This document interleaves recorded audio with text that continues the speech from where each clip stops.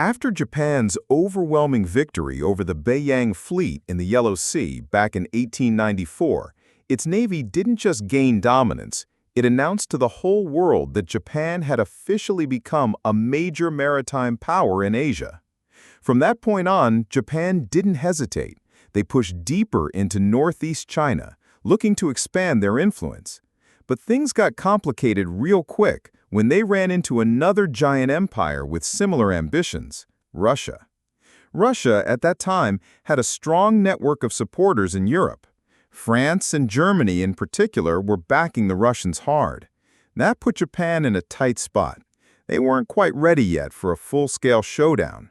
So the Japanese leadership decided to be pragmatic. They gave up their interests in Manchuria to avoid clashing with Russia, for now.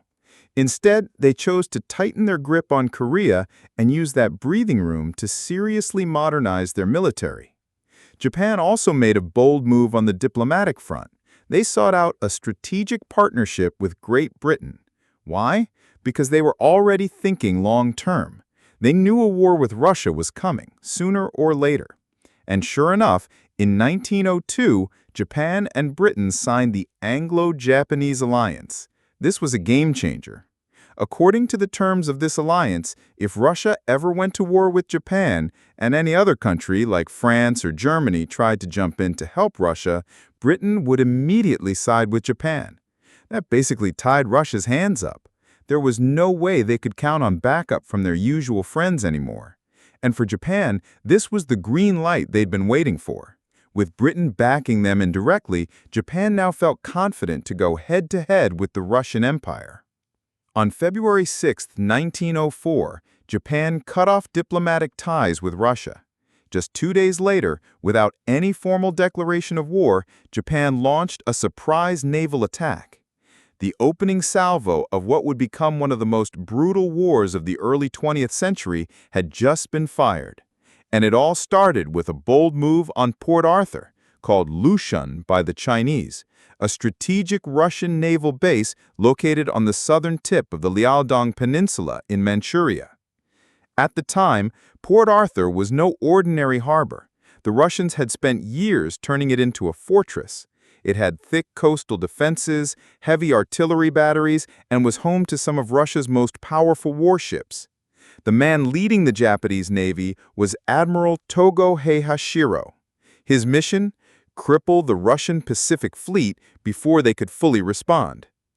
Initially, Admiral Togo considered launching a direct assault using 3 main naval squadrons, but the plan was risky. The Russian fleet was sitting safely inside the harbor, well protected by those massive coastal guns. A frontal assault with big ships could have easily turned into a massacre. Togo wasn't about to throw his fleet into that kind of trap. So, he switched tactics. Instead of sending in large warships, he decided to go with 5 squadrons made up mostly of smaller destroyers, which were faster and better suited for a stealthy night attack. Their weapon of choice? Torpedoes. At 10:30 p.m. on February 8th, a group of 10 Japanese destroyers quietly approached Port Arthur. They unexpectedly ran into a couple of Russian patrol ships. Since war hadn't been officially declared, the Russians didn't open fire, but they did alert their command. This unexpected encounter threw a wrench in the Japanese formation. 2 of their destroyers got separated, and the rest were forced to regroup on the fly. Still, by midnight, 4 destroyers managed to sneak into the harbor undetected. Then, they struck. The Japanese fired their torpedoes at point-blank range. One of them hit the cruiser Pilata, which burst into flames before eventually capsizing. Another torpedo slammed into the bow of the Reftazon, and perhaps the most important hit of the night was when a Japanese torpedo punched through the armor of the Tsarevich, the flagship of the Russian fleet. The final Japanese attack, led by the destroyer Oboro, happened around 2 a.m. By then, the Russians were fully alert. Searchlights lit up the harbor, and Russian coastal batteries were firing with deadly accuracy. The Japanese had to call off the assault. Now, here's the thing. This surprise attack should have been a total success. The timing was perfect, the Russians were caught off guard, and everything pointed to a decisive blow. But the execution didn't live up to the planning. Of the 16 torpedoes launched, only 3 actually hit their targets. Some missed entirely, others failed to detonate. It wasn't a total failure, though. Damaging 3 major Russian warships was still a big win. They'd be out of commission for weeks. By early morning on February 9th, Japanese scouts were out assessing the situation. From what they could see, it looked like Russia had taken some serious damage. That convinced Admiral Togo to double down. He decided to go in for a full-on naval assault, despite the looming threat of Russian coastal artillery. This time, it wouldn't be stealth torpedo boats, it would be the big guns. Togo ordered his first fleet into action, with a reserve force waiting just behind them. Leading the charge was the Japanese battleship Mikasa, followed by the rest of the heavy fleet. Their first obstacle came in the form of the Russian cruiser Boyarin, which was out on patrol. In a gutsy move, Boyarin fired at Mikasa from long range before turning tail and disappearing into the mist. Then, the real fight began. At 11 a.m., both fleets clashed at a distance of about 7,000 meters. The Japanese aimed their largest 305mm guns at the Russian coastal defenses, while using their mid-range weapons to fire on the enemy ships. But things didn't go as planned. The Russians had set up a deadly crossfire zone. From both land and sea, they poured fire onto the Japanese ships. Mikasa took several direct hits. Other ships in the Japanese fleet were also heavily damaged. Still, the Japanese kept firing back with everything they had. They managed to inflict serious damage to multiple Russian ships, including the Novik, Petropavlovsk, Poltava, Diana, and Askold. By 12:20 p.m., it was clear the Japanese assault wasn't breaking through. Togo gave the order to retreat under heavy fire. Even as they pulled back, the Japanese battleships kept their formation tight. Ships like Shikishima, Iwate, Fuji, and Hatsu took heavy damage but made it out intact. As they withdrew, the Russian cruiser Novik tried to chase them down, only to be met with a counterattack that forced it to break off. Meanwhile, over in Chemulpo Bay, modern-day Incheon, South Korea, another part of the Japanese Navy was preparing to land troops. The man in charge there was Rear Admiral Yurio Sotoki. He had 6 cruisers, several torpedo boats, and 2,500 soldiers under his command. His target? Secure a beachhead in Korea. While the Japanese were making big moves in Port Arthur, Admiral Uryu had a different challenge in front of him over at Chemulpo Bay. On paper, Japan had the upper hand. The Russians only had 2 ships there, the cruiser Varyag and the gunboat Koryets. But the situation was trickier than it looked. The problem was, Chemulpo wasn't just some random port, it was a neutral harbor. There were ships from Britain, France, Italy, and even the American gunboat USS Vicksburg anchored nearby. Any act of aggression inside this harbor would have been a violation of international law. Admiral Uryu knew that. He was a careful strategist, not someone who acted on impulse. And this situation, it was a legal minefield. If he fired the first shot, Japan would look like the bad guy. But if he did nothing, he risked losing the momentum of the larger war effort. Then he had a brilliant idea. Instead of trying to twist international law, he leaned into it. If Japan couldn't fire the first shot in a neutral port, then neither could the Russians, and that gave him the opening he needed. Uryu ordered 3 cruisers, Chiyoda, Takachiho, and Asama, along with some torpedo boats, to escort Japanese transport ships and start landing troops on the Korean shore. This wasn't a small operation either. 4 full battalions from Japan's 12th Division were landing, and Uryu wasn't taking any chances. He held back 3 more cruisers, Naniwa, Nitaka, and Akashi, as a reserve force, with torpedo boats stationed nearby, ready to strike if needed. Everything went like clockwork. Between 6 p.m. on February 8th and 3 a.m. the next morning, Japanese forces landed without any interference. The Russians stayed put, watching silently. They respected the rules of naval warfare, even when it was clear the odds were against them. But Uryu wasn't done. He sent a formal letter to the Russian captains asking them to surrender. The Russians refused. They said they couldn't leave the harbor because it was neutral ground, and they weren't about to be the ones to break the rules.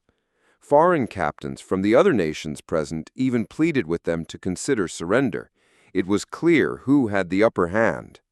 Still, the Russians weren't about to give up without a fight. Instead of surrendering, they chose honor. The commanders of Varyag and Koryets made a bold decision. They would force their way out of the harbor, head-on into the Japanese fleet. At exactly 11 a.m. on February 9th, the two Russian ships pulled anchor and made their move. Varyag led the charge, with Koryets following 200 meters behind. It was a suicidal mission, but one that carried the full weight of duty and pride. By 11:25, the Japanese had spotted them. Warships scrambled into position, led by Asama, with other cruisers and torpedo boats in support. At 11:45, Asama opened fire with its 200-millimeter guns. 2 minutes later, Varyag responded. The sea exploded with smoke and fire. Almost immediately, Varyag took a direct hit that ignited the chart room and snapped key lines holding the ship's structure. A young officer and navigator, Duke Alexei Nerod, was killed instantly. Gun positions were taking hits left and right. Within minutes, 2 of Varyag's 152-millimeter turrets were out of action, followed by several 76 and 48-millimeter positions. Still, the crew fought back with everything they had. Fires broke out across the ship, but no one abandoned their post. By 12:05, the ship was approaching the island of Yodol-Mi. The wheelhouse was hit, and the ship was heavily damaged. The Russian fleet was now just 2.8 to 3 nautical miles from the Japanese. Smoke was pouring out of every deck, visibility was almost zero, and they were taking a pounding. Eventually, both ships were forced to retreat back into Chemulpo. By sunset, it was over. The Russians knew their ships wouldn't survive another battle. To keep them from falling into the Japanese hands, they made the ultimate choice. They scuttled both Varyag and Koryets. The pride of the Russian Pacific Squadron was now sitting at the bottom of the bay. Out of 580 Russian sailors, 33 died and 97 were wounded. The Japanese had claimed another symbolic victory. But back in Port Arthur, things were still unclear. The February 9th naval engagement had ended in a bloody stalemate. Around 150 Russian sailors had died, and Japan had lost about 132 of its own. Ships on both sides were badly damaged. Japan was able to make quicker repairs, while the Russians, cut off in a fortress, struggled to get their warships back into fighting shape. Yet despite the damages and the chaos, Port Arthur remained one of the most critical moments of the entire war. Military historians later called it a textbook case of modern naval warfare. It showcased everything: torpedo tactics, ship-to-shore bombardment, crossfire positioning, and the strategic importance of coastal artillery. It was brutal, costly, and packed with lessons that the world's navies would study for decades. In fact, some of the tactics born in this fight later laid the foundation for Soviet naval strategy. During World War II, the Soviets used a very similar playbook to defend the Gulf of Finland, relying on coastal guns, torpedoes, and naval mines to block a far superior German navy. The Russians also debuted something totally new at Port Arthur: electronic warfare. That's right, this was the birthplace of naval electronic disruption.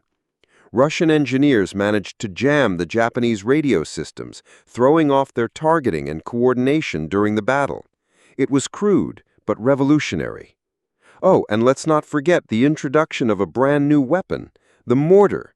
The defenders at Port Arthur are credited with inventing one of the first versions of what we now call the modern mortar, which became a staple of 20th century warfare.